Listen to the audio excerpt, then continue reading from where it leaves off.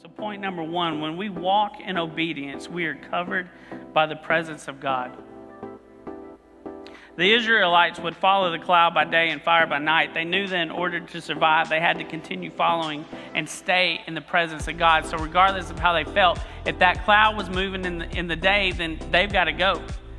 And if it shows up at night and it takes off, the fire takes off at night, they know that's the presence of God and I've got to stay with it.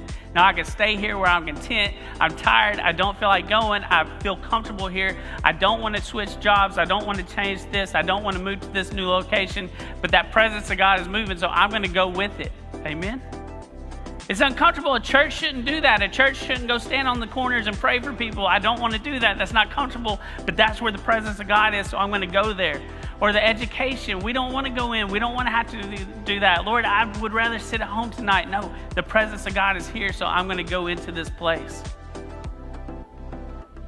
When we walk in obedience, we are covered in the presence of God. We got to pack up. We got to keep moving. The Lord called them to the promised land.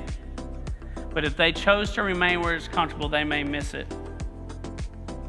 Moses knew this importance to the presence of God. That's why he said, no, if you aren't with me, I will not go.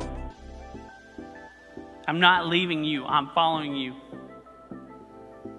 Without you, nothing distinguishes me from the world. You see, when the Israelites left Egypt, they were still slaves.